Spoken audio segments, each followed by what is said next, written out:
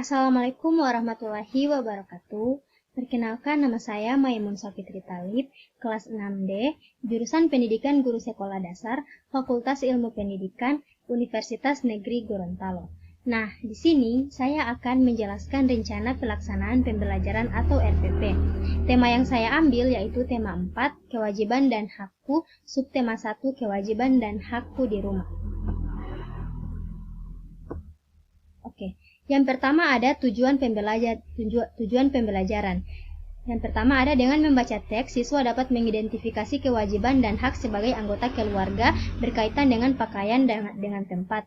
Yang kedua, dengan mengamati kegiatan sehari-harinya, siswa dapat menceritakan pengalamannya tentang pelaksanaan kewajiban dan hak sebagai anggota keluarga berkaitan dengan pakaian dengan percaya diri. Yang ketiga, dengan membaca masalah pada teks, siswa dapat mengidentifikasi saran yang mungkin diberikan untuk menyelesaikan masalah sederhana dengan tepat. Yang keempat, setelah mengidentifikasi saran dari masalah yang ada, siswa dapat menuliskan saran penyelesaian masalah atau sederhana berkaitan dengan kewajiban dan hak dalam keluarga. Terus ada penilaian. Penilaian terhadap proses dan hasil belajar dilakukan oleh guru untuk mengukur tingkat pencapaian kompetensi peserta didik. Hasil penilaian digunakan sebagai bahan penyusun laporan kemajuan hasil belajar dan memperbaiki proses pembelajaran. Penilaian terhadap materi ini dapat dilakukan sesuai kebutuhan guru, yaitu dari pengamatan sikap, tes pengetahuan, dan presentasi unjuk kerja atau hasil proyek dengan rubrik penilaian. Penilaian yang dilakukan juga terbagi menjadi 3, yaitu penilaian aspek pengetahuan atau kognitif, terus sikap efektif, dan keterampilan psikomotor. Terus ada yang pertama ada penilaian sikap atau spiritual. Kompetensi yang akan diamati meliputi menerima, menjalankan, dan menghargai ajaran agama yang dianutnya. Penilaian sikap spiritual terdiri atas penilaian utama dan penilaian penunjang. Nah, di sini ada contoh dari penilaian sikap spiritual. Yang pertama ada nomor, nama, perubahan tingkah laku, santun, peduli, tanggung jawab.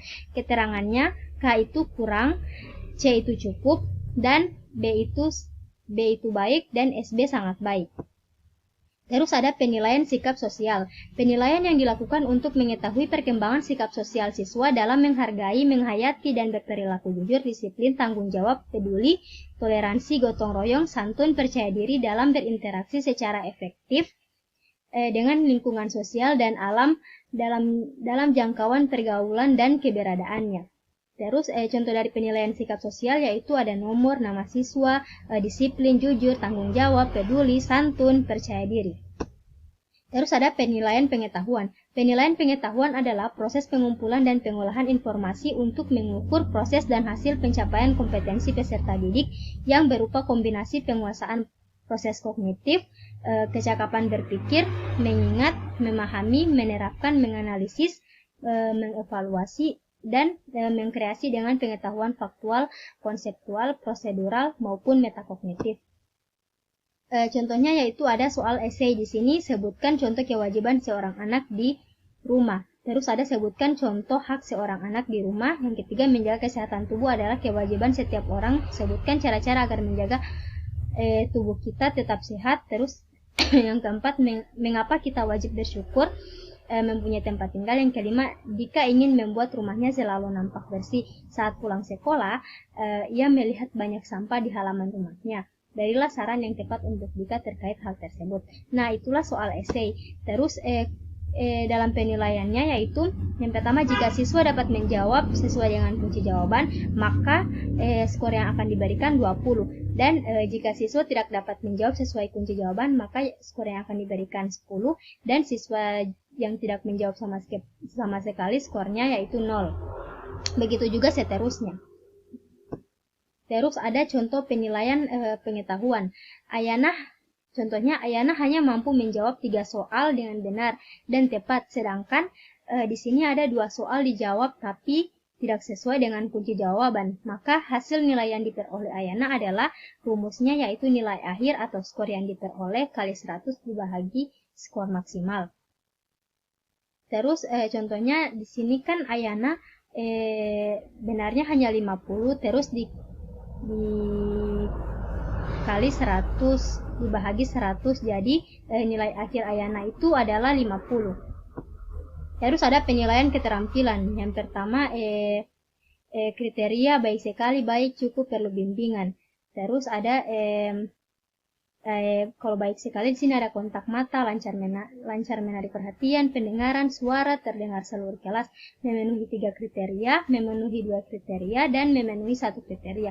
Sedangkan bahasa yaitu menggunakan kosakata baku, kalimat efektif, kata terucap dengan benar, intonasi sesuai kalimat. Yang ketiga yaitu baik, memenuhi 3 kriteria, memenuhi 2 kriteria, dan belum memenuhi kriteria.